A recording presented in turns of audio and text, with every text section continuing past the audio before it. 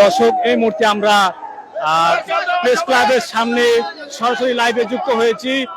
আমি বাংলাদেশ থেকে আমান শরীফ, আমি সরাসরি এখান থেকে লাইভে যুক্ত হয়েছি। আমরা চেষ্টা করছি আসলে এখানে ঘটনা উদ্ঘাটন করার জন্য। আমরা এখানে যারা আছেন তাদের সাথে একটু কথা বলবো, এবং আপনারা দেখতে পাচ্ছেন যে এখানে প্রেস ক্লাবের সামনে যে মেন সড়কটি রয়েছে সেখানে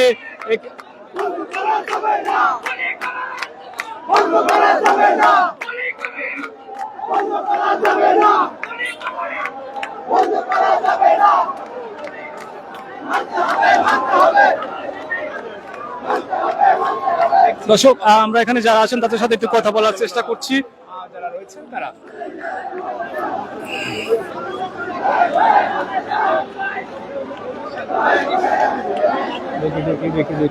দেখি এখানে একজন আছে, আমরা তাদের সাথে একটু কথা বলার চেষ্টা। সরি ভাই, একটু বলবেন কি আপনারা কেন এখানে রাস্তা অবরোধ করে রেখেছেন? আমরা নেত্রকোনা মেডিকেল কলেজ এন্ড হাসপাতাল থেকে আউটসোর্সিং কর্মচারী। আমরা মূলত এখানে আসছি, আমাদের এই দাবিটা বহুবার আমরা উত্থাপন করছি, কিন্তু আমাদের এই দাবিটা কর্ণপাত করে নাই। বহুবারে আমাদেরকে আশানুরূপ একটা কথা বইলা বিদায় করিয়া দিছে, কিন্তু এবার আর আমরা এই রাজপথ ছাড়ছি না। আমাদের দাবি না মানা আগ পর্যন্ত আমরা এই রাজপথ ছাড়বো না। আমাদের মেইন লক্ষ্য এবং মেইন দাবি হইলো আমাদের চাকরিকে স্থায়ীকরণ করা এবং ঠিকাদার নামক এই জলদস্যুদের হাত থেকে মুক্ত করা, এটাই হলো আমাদের মূল লক্ষ্য। হ্যাঁ, আমরা এই দাবিগুলা 2017 সাল থেকে আমরা এই দাবিগুলো উত্থাপন করে আসছি, কিন্তু উচ্চ পর্যায়ের যারা আছে সবাই আমাদেরকে একটা আশ্বাস দেয় রাজপথ থেকে সরাইয়া দেয়, কিন্তু এই আশ্বাসমূলক কথাটা পরবর্তীতে আর কোনো কার্যকর করা হয় না। যে কারণে আমরা এই অনেক কষ্টে অনেক দুঃখের সাথে এই রাজপথ আজকে দখল করছি, এবং আমাদের দাবি না মানার আগ পর্যন্ত আমরা এই রাজপথ ছাড়বো না। এটা যদি আমাদের লাশও পড়তে হয় আমরা তাদের রাজি আছি।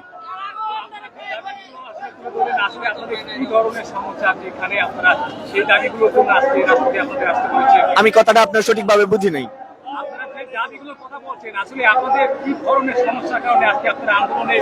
হ্যাঁ, সমস্যার মেইন কারণ হলো আমাদের যে দাবিগুলা, সেই দাবির মূল কারণ হলো আমরা সঠিক সময়ে বেতন পাচ্ছি না। 22 মাস 23 মাস হয়ে যাইতেছে, আমাদের কোনো বেতন পাচ্ছি না। আমাদের কি সংসার নাই? আমাদের কি জীবিকা নাই? আমরা যে 22 মাস 23 মাস বেতন পাচ্ছি না, এটা সরকার জানে এবং অবগত আছে, কিন্তু তারপরেও আমাদের এই দুঃখ দুর্দশা লাঘব করতেছে না। এবং সুবিধাভোগী এই যে ঠিকাদার প্রথাটা, এটারই তারা সুবিধা বেশি দিচ্ছে, কিন্তু আমাদের প্রাধান্য দিচ্ছে না। মূলত এই বৈষম্য বিরোধী আন্দোলনে আমরা যেভাবে সার্জিস ভাই, হাসনাত ভাইয়ের কথায় আসছিলাম, কিন্তু আমরা আজকে সেই বৈষম্যের শিকারই রয়ে গেলাম। বৈষম্য দূরীকরণ করা হলো না আমাদেরকে। আমরা কি দেশের জনগণ না? আমরা কি রোহিঙ্গা?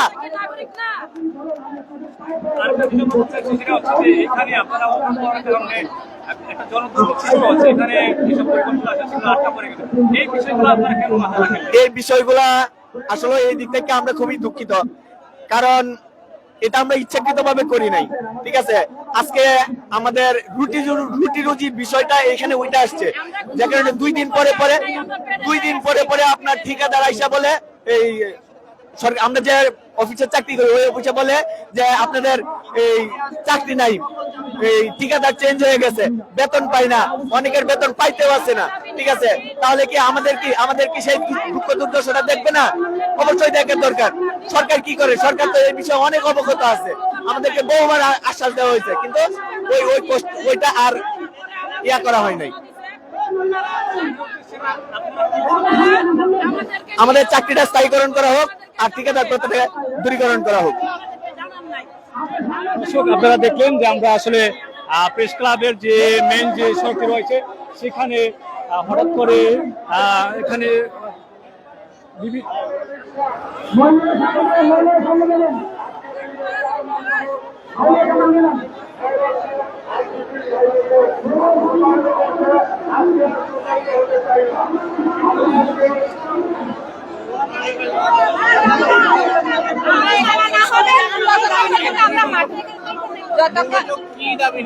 আমি নোয়াখালী স্বাস্থ্য কমপ্লেক্স থেকে আসছি।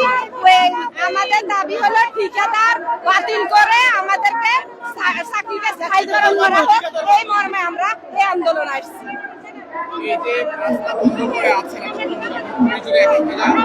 একশনে চাইলে একশনে যাক, আমরা প্রয়োজনে এখানে আমরা শান্তিপূর্ণ আন্দোলন মারা গেছে, আমরা এভাবে বুক পেতে আবু সাইদের মতো আমরা জীবন দিব, যেহেতু আমরা আউটসোর্সিং এর মাধ্যমে আমরা অপমান আচ্ছা আপুরা কিন্তু ডাক দেন।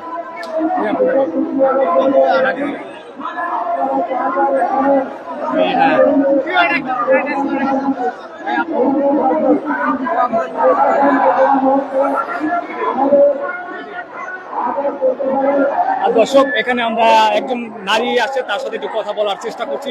আসলে মূলত কি কারণে আপনারা এখানে আমরা প্রেস ক্লাবে আসছি, আমাদের মূলত গঠন হয়েছে আমাদের চাকরি পূর্ণবহাল চাই এক, আর এই বাংলাদেশে আমরা কোনো ঠিকাদার চাই না, কোনো ঠিকাদারের মাধ্যমে আমরা থাকতে চাই না, আমরা প্রশাসনের মাধ্যমে চাই। সরকারি প্রতিষ্ঠানে কেন ঠিকাদার থাকবে? এই ঠিকাদার বাদ চাই, চাকরি স্থায়ী চাই। আমাদের চাকরি নাই, চাকরি আমরা পূর্ণবহাল চাই। আমরা এরকম আরো 2বার বলছি, এই সরকার ডক্টর ইউনূস উনি 15 দিন করে টাইম নিয়েছে, দুইবার আমাদেরকে টাইম দিয়ে উনি ওনার কথা দিয়ে কথা রাখে নাই, বলছে কারো চাকরি যাবে না, কিন্তু উনি সেই কথা রাখে নাই। ঠিক বিভিন্ন জায়গা থেকে মানুষ বাদ দিতে আসছে, আমাদের মুক্ত মেডিকেল থেকে 206 জন বাদ দিচ্ছে, এরকম জায়গায় জায়গায় 350 জন বাদ দিচ্ছে, বকরতি থেকে প্রতিটা প্রতিষ্ঠান থেকে লোক বাদ দিতে আসছে। তাই আমরা এই ঠিকাদারকে চাই না, আমাদের একটাই দাবি, আমাদের চাকরি স্থায়ীকরণ চাই, ঠিকাদার বাতিল চাই, দাসপ্রথা চাই না বাংলাদেশে, এটা আমাদের দাবি। এখন আমাদের দাবি না মানে কিন্তু আমরা এই প্রেস ক্লাব থেকে যাবো না, যদি আমাদের মরণ হয় আমরা এখানে মারা যাবো, কিন্তু আমাদের দাবি আদায় করে আমরা যাবো, আমরা ঘরে ঢুকবো না দাবি আদায় না করে।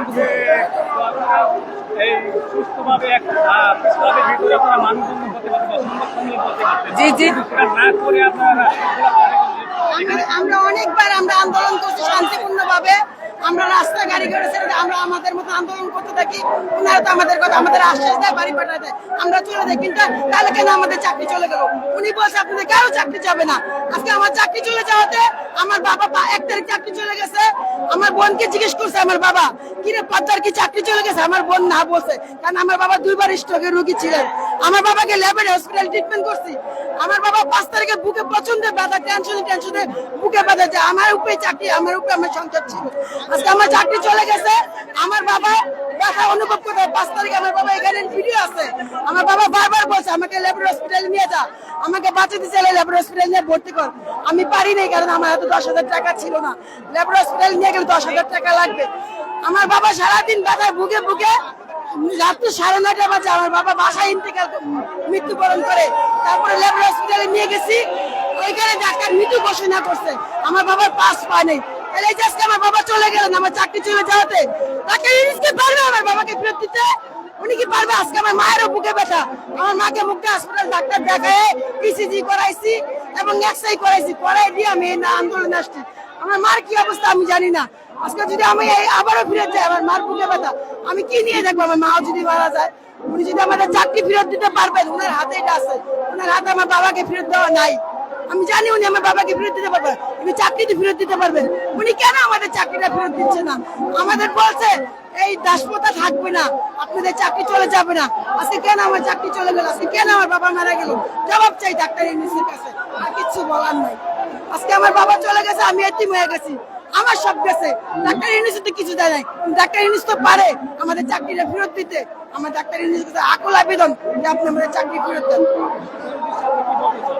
সরকারের উদ্দেশ্যে আমি এটাই বলতে চাই, আমার বাবাকে তো ফেরত দিতে পারবেন না, কিন্তু আপনার কাছে আকুল আবেদন, আপনি আমাদের চাকরিটা ফেরত দেন। আমার হাতে তো কিছু নাই, আমরা কি নিয়ে বাঁচবো? একই দেশে 2 নিয়ম কেন? সরকারিরা ভালো বসে থেকে ওরা ভালো বেতন পাচ্ছে, বোনাস পাচ্ছে, ওরা আনন্দ ফুর্তি করতেছে, কিন্তু আমরা আমার ফ্যামিলিকে আজকে 10,000 টাকার জন্য আমার বাবা মারা যায়, তাহলে এটা কি দেশ? কোন দেশে বসবাস করতেছি? আমরা খালি এটাই জানতে চাই, আর কিছু জানতে চাই না। আমাদের চাকরি ফেরত চাই, আর আমাদের এটা জানতে চাই আমরা কোন দেশে বসবাস করতেছি।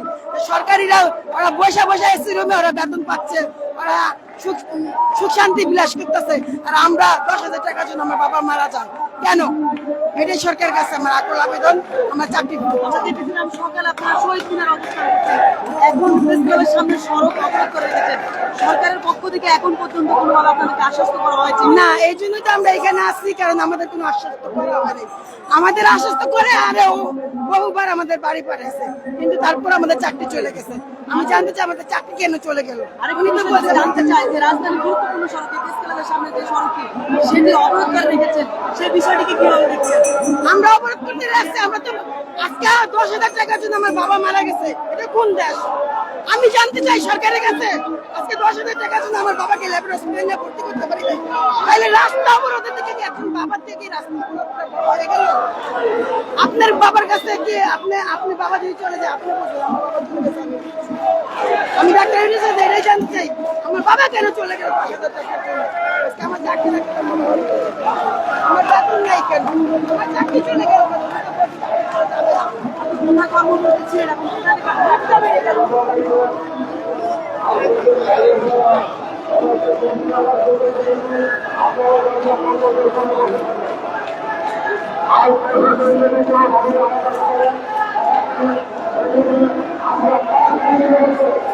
আমরা সবাই বসে পড়ি, আমরা সবাই বসে পড়ি।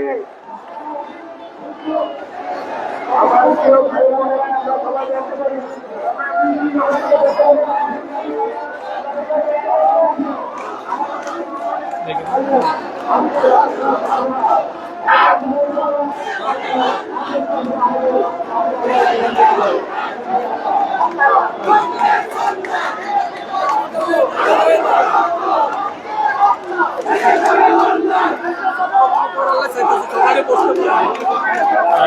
দর্শক, এখানে একজন নারী আছে, আমরা একটু তার সাথে একটু কথা বলার চেষ্টা করি। আসলে আপনার কি কিসের দাবিটা আপনি এখানে আছেন? আমাদের দাবি একটাই যে আমরা রাজস্বভাবে আউটসোর্সিং রাজস্বভাবে থাকতে চাই।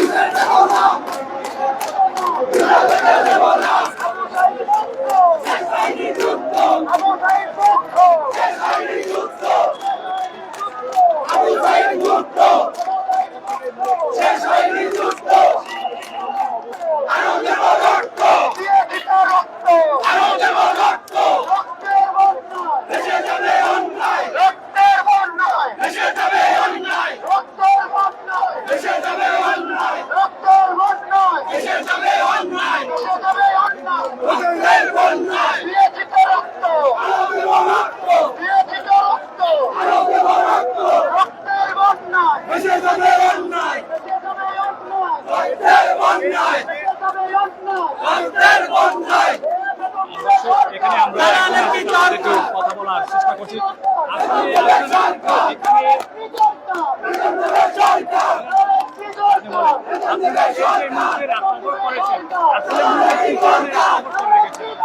আমরা হচ্ছে সরকারি বিভিন্ন প্রতিষ্ঠানে ঠিকাদারের মাধ্যমে আমাদেরকে নিয়োগ দেওয়া হয়েছে, কিন্তু নিয়োগ দেওয়ার সময় আমাদের বলা হয়েছিল যে আমাদের সরকারি করা হবে। তো আমরা দীর্ঘ 10 বছর, 12 বছর, 15 বছর, 17 বছর, 20 বছর, 30 বছরও এক একজন এক এক প্রতিষ্ঠানে চাকরি করছি, কিন্তু একই প্রতিষ্ঠানের সরকারি কর্মকর্তারা সকল ধরনের সুযোগ সুবিধা পাচ্ছে, কিন্তু আমরা কিছুই পাই না। ইভেন কি আমাদের মাতৃত্বকালীন ছুটি নেই, আমাদের কোনো ছুটি নেই, আমাদের বাৎসরিক কোনো ইনক্রিমেন্ট নাই, এবং কথায় কথায় আমাদের চাকরি থাকে না। এই আমার চাকরি 1 তারিখে, ফেব্রুয়ারি মাসের 1 তারিখে আমি ডিউটি করেছি 2টা পর্যন্ত, 2টার পরে আমাদের 206 জনকে বের করে দিয়েছে, এবং ঠিকাদারের লোক আমাকে উঠায় নিয়ে গেছিল, 3 ঘন্টা নির্যাতন করেছে, শারীরিক নির্যাতন। তো এই বৈষম্য থাকতে পারে। আমরা 17 আগস্ট একটা আন্দোলন করেছি, 19 অক্টোবর আন্দোলন করেছি, সরকারের পক্ষ থেকে আমাদের আশ্বস্ত করা হয়েছিল যে আমাদের একটা সুরাহা তারা করবে, কিন্তু এখন পর্যন্ত হয়নি। উল্টা বিভিন্ন প্রতিষ্ঠানে আমাদের চাকরি যাচ্ছে, নির্যাতনের শিকার হতে হচ্ছে। আমরা বাধ্য হয়ে আজকে রাস্তায় এসেছি। আমাদের এক দাবি, আমাদের চাকরি স্ব প্রতিষ্ঠানে বয়স শিথিল করে স্থায়ী করতে হবে। ধন্যবাদ। আপনারা এখানে আসার আগে সরকারের প্রতি আপনার কোন ধরনের যোগাযোগ কিংবা তাদের সাথে কোন ধরনের বৈঠক করেছিলেন? আমরা 17 এবং 19 তারিখে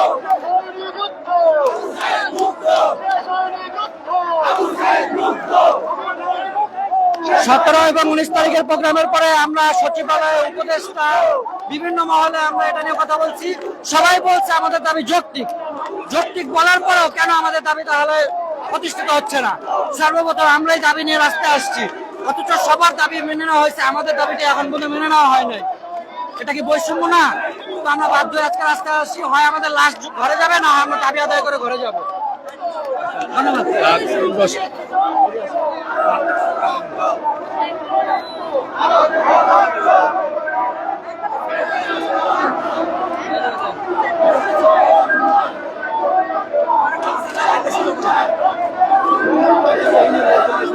দর্শক আপনারা দেখতে পাচ্ছেন প্রেস ক্লাবের সামনে যে প্রেস ক্লাবের সামনে আপনারা যে মেন সড়কটি দেখতে পাচ্ছেন সেখানে কিন্তু রাস্তা দুই পাশেই কিন্তু ব্লক করে দেওয়া হয়েছে। বিশেষ করে প্রেস ক্লাব থেকে পল্টনের দিকে যে রাস্তাটা রয়েছে সেটা কিন্তু আপনারা দেখতেই পাচ্ছেন দুই পাশ থেকে কিন্তু ব্লক করে দেওয়া হয়েছে এবং এই পাশে আমরা দেখতে পাচ্ছি পুলিশ বাহিনীর সদস্যরা তারা এখানে অবস্থান করছেন এবং নিরাপত্তা জোরদার করা হয়েছে। তো এখন পর্যন্ত পুলিশি কোনো বাধা আমরা এখন পর্যন্ত দেখতে পাই নাই, তবে এখানে যারা আন্দোলন করছেন তারা কিন্তু অনেকটা দূরত্ব বজায় রেখেই কিন্তু পুলিশ বাহিনীর সদস্যরা এখানে অবস্থান করছেন।